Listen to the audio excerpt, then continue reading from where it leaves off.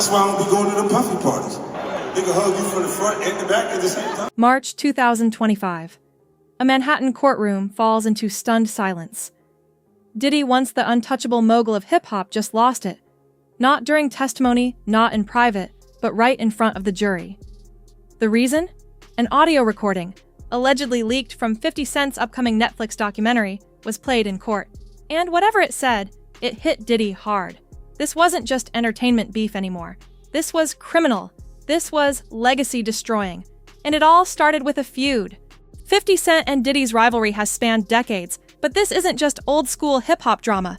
It began with subtle shots in the early 2000s, diss tracks, business competition, but took a dark turn when 50 started openly distancing himself from Diddy's party culture. In 2006, 50 dropped a bombshell diss track. 50 Cent and Netflix produced a docuseries about Diddy's sexual abuse, racketeering, and violence allegations. 50 Cent is Mr. Petty himself, Implying that Diddy knew who was responsible for the murder of Biggie Smalls. Diddy denied it, but the tension only grew. From there, it turned into a full-blown business war. Effin' Vodka versus Ciroc, accusations of theft in the industry, and public insults on platforms like Drink Champs. But behind the business shade, 50's comments hinted at something deeper. In 2023, at a concert, he joked, "That's why I don't go to Puffy's parties. They'll hug you from the front and the back at the same time." What seemed like a joke now feels like a warning. 50 wasn't the only one raising eyebrows. Usher, who lived with Diddy as a teenager, later said he'd never let his kids attend anything like Puffy Camp. In a resurfaced interview, Usher struggled to describe exactly what he witnessed but said, "It was wild. I didn't even know what I was looking at." The subtext was clear. Something about those experiences left a lasting impression, and not a good one. For many, it sounded like a warning disguised as a memory. They said this is a story with significant human impact. It is a complex narrative spanning decades, not just the headlines or clips seen so far. They said while all the allegations are disturbing, we urge all to remember that Sean Combs' story is not the full story of hip-hop and its culture. Then there's Cat Williams. He wasn't vague. On the Club Shay Shay podcast, he straight up said he had to physically protect himself at one of Diddy's infamous gatherings. But what really caught attention was when he claimed he was offered $50 million to stay quiet. "I turned it down," he said. "You can't put a price on integrity." That line echoed across social media, especially in an industry where silence is often bought and sold. And finally, Gene Deal, Diddy's former security guard. He didn't hold back. In multiple interviews, he described disturbing scenes: men running out of rooms in a panic, underage boys crying behind closed doors, and moments where Diddy gave him direct orders like, "Yo, Gene, watch the door, don't let nobody in." He added, "Nobody told me what happened. I saw it myself." According to Deal, these weren't just rumors. They were real, horrifying moments that haunted him long after he left Diddy's inner circle. His testimony painted a dark portrait, one where fame and wealth served as shields for some of the most unsettling behavior imaginable.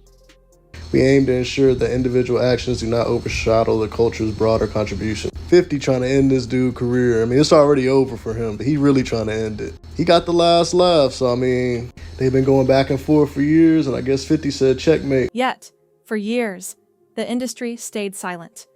Major artists looked the other way. Brands kept sponsoring. Music awards kept flowing. The silence was deafening and profitable. That is, until Cassie Ventura decided to speak up. And once she did, there was no going back. Cassie speaks in 2023. Cassie filed a lawsuit alleging years of abuse, trafficking, and freak-off parties. The lawsuit was settled quickly, but then came the real shocker. Surveillance footage from a 2016 hotel showed Diddy violently attacking Cassie in public. He chased her, grabbed her by the neck, slammed her to the ground, and kicked her twice. All of it on camera. Diddy's team tried damage control. He apologized, claimed he was in therapy, but it was too late. In December 2023, the world was stunned when 50 Cent made a bold announcement. He was teaming up with Netflix to produce a documentary exposing the darkest secrets and alleged abuses surrounding Diddy. The news spread like wildfire, grabbing headlines everywhere and sending shockwaves through the music industry.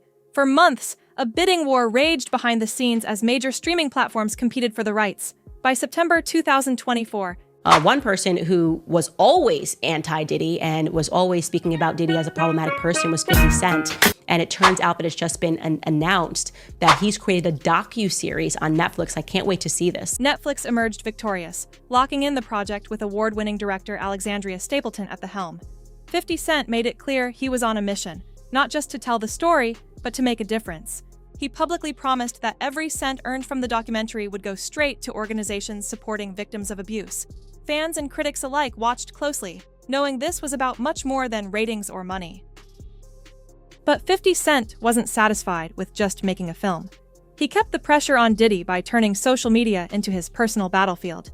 He posted a series of viral, AI-generated images that mocked Diddy's legal defense. Some so bold they showed 50 himself sitting in the jury box, staring Diddy down.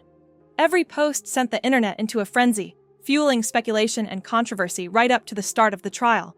By the time court was in session, it wasn't just lawyers and witnesses making headlines. 50 Cent's campaign had made this case a global event, with millions tuning in for every update. The stage was set, the world was watching, and what happened next would change everything. The courtroom explosion. May 5th, 2025. Diddy's trafficking trial kicks off. The charges? Racketeering, sex trafficking, and transporting people for prostitution. The other end of that, every person who has tried to speak out about this, who has tried to speak out about the industry, the type of people that are controlling the industry, the attacks that people face from the media if they try to speak out, is always the same. They're called crazy. Jury selection was chaotic. Potential jurors had to reveal ties to over 100 public figures, from Michael B. Jordan to Kanye West.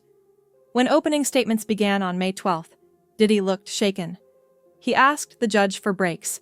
His legal team, Mark Agnillo, Tenny Garagos, and Brian Steele, argued that the trial was about consensual behavior, twisted into something darker. Then, the bomb dropped. An audio clip, reportedly from 50 Cent's doc, was played in court. In it, Diddy joked about shopping trips, booty play, and bizarre, suggestive behavior. The courtroom watched as Diddy turned pale, then furious. He demanded the clip be thrown out, but the damage was done. Just when it seemed the Diddy saga couldn't get any wilder, news broke of a shocking $100 million judgment, this time from behind bars. In a twist that nobody saw coming, a Michigan prison inmate named Derek Cardalou Smith suddenly made headlines across the country.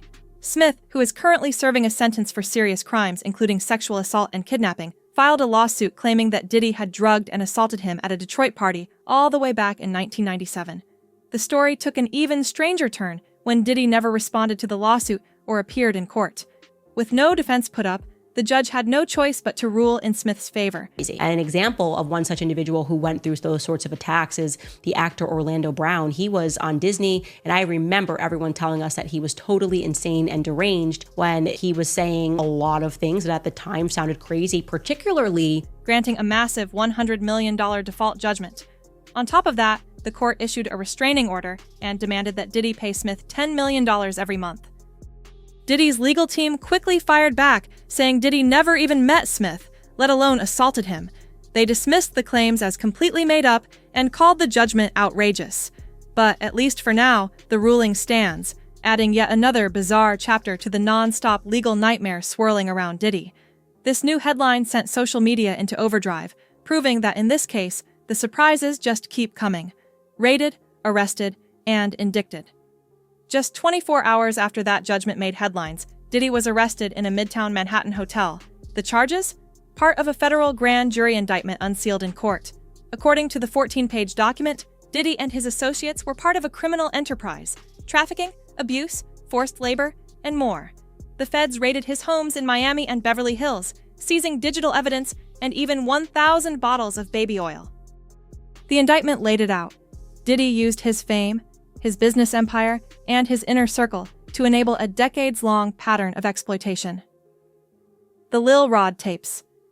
Then came Lil Rod. A respected producer, he filed a 73-page lawsuit claiming he was forced to live with Diddy and film his every move, including freak-off parties. He alleges sexual assault, forced participation, and possession of over 100 hours of footage showing illegal acts involving drugs, weapons, and sex trafficking. One clip reportedly even involves underage guests. He also claims Diddy tried to use connections to Bishop T.D. Jakes to soften the public blow of Cassie's lawsuit. The requirement is you gotta say no to Diddy. If it's new booty in the building, you know he gonna get it. Don't take your girlfriend to a Diddy party. You can take the but he won't you. Diddy, to me, is the fall guy. We are still seeing a major effort to protect the big names, just like with Jeffrey Epstein. Back to 1999. With the floodgates open, old ghosts returned. Natanya Rubin, a victim from the 1999 Club New York shooting, resurfaced with claims that Diddy, not his bodyguard, shot her in the face. And guess what? Cassie's claims eerily mirrored Lopez's. Both say Diddy forced them to carry his gun to events, a tactic experts say abusers use to intimidate and control. A fall from the top. Once celebrated as love, Diddy is now looking at a possible life sentence. The trafficking charges alone carry 15 years minimum. But what's more damaging than prison time is the fall from power. The media empire, the bad boy legacy, the Ciroc deals, all tainted. 50 Cent's prophecy, his warnings, jokes, and trolling have turned into cold, hard reality. The bigger picture. This isn't just about Diddy. It's about the music industry's culture of silence, about the celebrities who looked away, about the victims who were too scared to speak. If the court convicts, it'll send a message across the industry. If not, the public trial has already reshaped Diddy's legacy forever. The final question. Was this justice, or just the beginning? Drop your thoughts in the comments.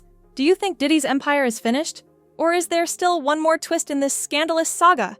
And if you want more explosive deep dives like this, make sure to hit subscribe, because trust me, this story isn't over yet.